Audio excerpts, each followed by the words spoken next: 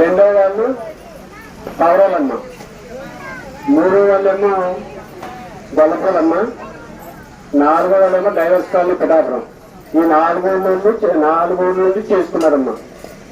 అయితే సోమవారం యాక్చువల్ గా గుంటూరు వెళ్ళాలమ్మా. వాళ్ళ కుదరక పాపం ఈ డైవర్స్ కాలనీలో ఈ వారం అంటే ఆదివారం నాడు స్వామి అప్పుడే 4 ఊళ్ళు తిరిగారమ్మా. గుంటూరు పాకలో కండూరు, చంద్రపాలు, ఏ పోస్ట్ వెళ్ళిన తర్వాత 4వ వారం 5వ వారం మన గుంటూరు వెళ్ళాలి. కుదరలేదు వాళ్ళకి. కాబట్టి తర్వాత బలపూలని అడిగామమ్మా, పౌరాన్ని అడిగాం. వీళ్ళందరికీ పాపం కుదరలేదని చెప్పాడు. అయితే ఇప్పుడు ఈ వారం సేవ చేసుకున్న డైవర్స్ కాలనీకి సోమవారం అక్కడ కనకదుర్గమ్మ తల్లి గుడి ఉందమ్మా, చాలా బాగుంది. ఆ గుడి దగ్గర ఇక్కడ సోమవారం 8 గంటలకు తీసుకొస్తాం ఆదివారం. ఆ స్వామి పిఠాపురాన్ని ఉన్నారమ్మా. అంటే 42 ఊళ్ళు ఉద్ధరించడం కోసం స్వామి ఇక్కడ నుండి బయటకు కథలు వెళ్ళారు. కథలు వెళ్ళిన స్వామిని మళ్ళీ 42 ఊళ్ళు కూడా తిరిగిన తర్వాత మళ్ళీ ఇక్కడికి ఒక్కసారి తీసుకొస్తాం. మళ్ళీ అక్కడే ఉంటారమ్మా. పిఠాపురాన్ని ఎక్కడైతే ఉందో వెంకటేశ్వరం గుడి ఎదుర్కొంటాను. అక్కడ ఒక ధ్యానపీఠం కింద ఏర్పాటు చేసాం. మీరు ఎవరైనా ఇక్కడికి రావడం కొంచెం కష్టంగా ఉంటే అక్కడికి వెళ్ళి ధ్యానం చేసుకోండి. చాలా మందికి అప్పుడే 2 మిరాకిల్స్ జరిగాయమ్మా 2 వారాల్లోని.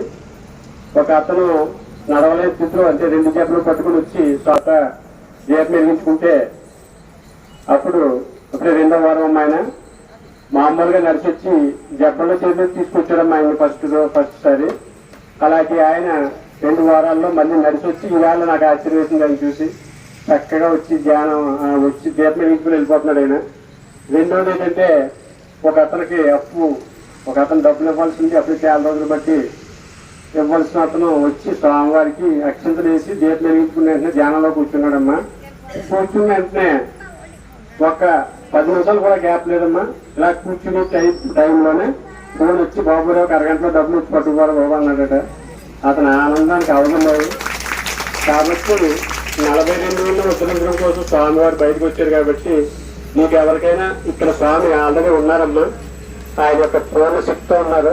కానీ ఏంటంటే అతని యొక్క పూర్ణ శక్తిని అక్కడ పెట్టి 42 ఊళ్ళు ఉద్ధరించే ప్రయత్నం ఉన్నారు. కాబట్టి ఇక్కడికి రావడం వీలు లేని వాళ్ళు ఉదయం 6 గంటలకి అక్కడ అభిషేకం చేస్తామమ్మా శుక్రవారం, ప్రతి శుక్రవారం. ఎందుకంటే చాలా మంది ఉద్యోగస్తులు నాతో చెప్పింది ఏంటంటే మీరు 8:30కి స్టార్ట్ చేస్తే మాకు చాలా టైం అయిపోతుందండి. కాబట్టి కొంచెం ముందుగా పెట్టే అవకాశం ఏమైనా ఉంటే చెప్పండి అన్నారు. కానీ ఇక్కడ ఆ అవకాశం ఉండదమ్మా. ఎందువల్లంటే ఎక్కడెక్కడో దూరం నుండి వస్తారు ఇక్కడికి అభిషేకం చేసుకోవడానికి. కాబట్టి ఇక్కడ అవకాశం లేదు. కాబట్టి అక్కడ ఉదయం 6 గంటలకి ప్రతి శుక్రవారం ఉదయం 6 గంటలకి ముందు అక్కడ అభిషేకం స్టార్ట్ చేసి అక్కడ అయిపోయిన తర్వాత ఇక్కడికి వస్తామమ్మా మేము 8:30కి. కాబట్టి మీలో ఎవరైనా అభిషేకం చేసుకోవాలనుకుంటే పిఠాపురం వెంకటేశ్వరం గుడి అంటే పాదికే దగ్గరలోని వెంకటేశ్వరం గుడి దగ్గర ఎదుర్కొంటా ఆల్రెడీ ఫ్లెక్సీతో పెట్టామమ్మా. మన ఆర్చ్ కట్టాం. కాబట్టి ఇబ్బంది ఏమి ఉండదు. కాబట్టి మీలో ఎవరైనా ఉంటే ఇక్కడ కుదరలేని వాళ్ళు అభిషేకం చేసుకుందాం అనుకుంటే అక్కడికి రావచ్చు. నెక్స్ట్ ఏంటంటే అమ్మా మా ఊరోళ్ళు చాలా బాధపడతారమ్మా. ఎందుకంటే నెల సేవ చేసుకునే వాళ్ళు పాపం. అలాంటిది వారం సేవ వచ్చింది. వారం సేవ కూడా పాపం వీళ్ళు ఏంటంటే కన్న తల్లిలాగా ఏ ఊర్లో ఎవరు వచ్చినా సరే వాళ్ళు కడుపులో పెట్టుకొని నెల రోజులు వాళ్ళు సాకి లాస్ట్ వారం పాపం చేసుకుంటున్నారు. నిజంగా వాళ్ళందరికీ ఒకసారి తప్పట్లు కొట్టండి అమ్మా. ఎందువల్లంటే ఇన్ని ఊళ్ళు కలుపుకోవడం అంటే చిన్న విషయం కదమ్మా. ఎందువల్లంటే ఒక ఇంట్లోనే 4 ఉంటే పడదు. అలాంటిది ఇన్ని ఊళ్ళు మీ స్వామి దగ్గరగా కలుపుకొని అందరినీ మన కుటుంబం కింద తయారు చేస్తున్నారు. కాబట్టి మనందరం దానికి సంతోషపడాలి.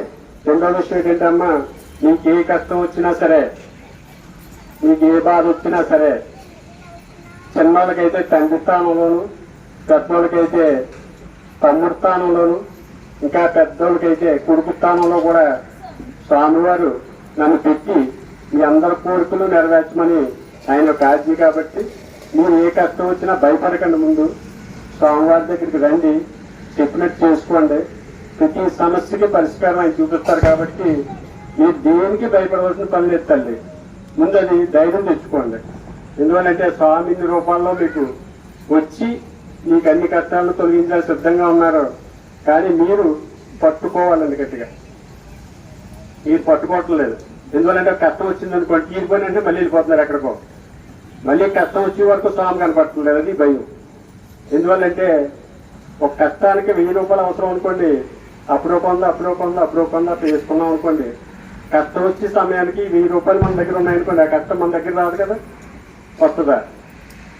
భగవంతుడి యొక్క శక్తి 100 రూపాయలు మన దగ్గర ఉంది, 1000 రూపాయలు మన దగ్గర ఉన్నాయనుకోండి, అప్పుడప్పుడు వేసి ఆ కష్టం వచ్చిన వెంటనే మనం ఏం చేస్తాం, 1000 రూపాయలు పెట్టి ఆ కష్టం తీరిపోతుంటుందమ్మా. అయితే మన వాళ్ళు ఏం చేస్తారంటే కష్టం తీరి వరకు వస్తారు, 1000 రూపాయలు అయిన తర్వాత కష్టం తీరిపోద్దమ్మా. అంటే కష్టం వచ్చిన తర్వాత వస్తారు కాబట్టి ఎక్కువ టైం పడుతుందమ్మా.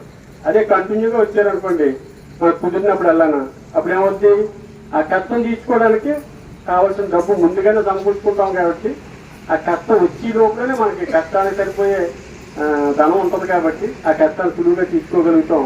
మన హిందూ ధర్మంలో ఎప్పుడైనా రావచ్చు, ఎప్పుడైనా వెళ్ళొచ్చు, ఎప్పుడైనా కొబ్బరికాయ కొట్టచ్చు, లేకపోతే ఎప్పటికైనా నమస్కారం పెట్టుకోవచ్చు. కానీ ఒక విధి విధానం ఏం లేదు కాబట్టి ముందు మనం తెలుసుకోవాల్సిన ఏంటంటే మన క్రమశిక్షణ ఉండాలి మనలో.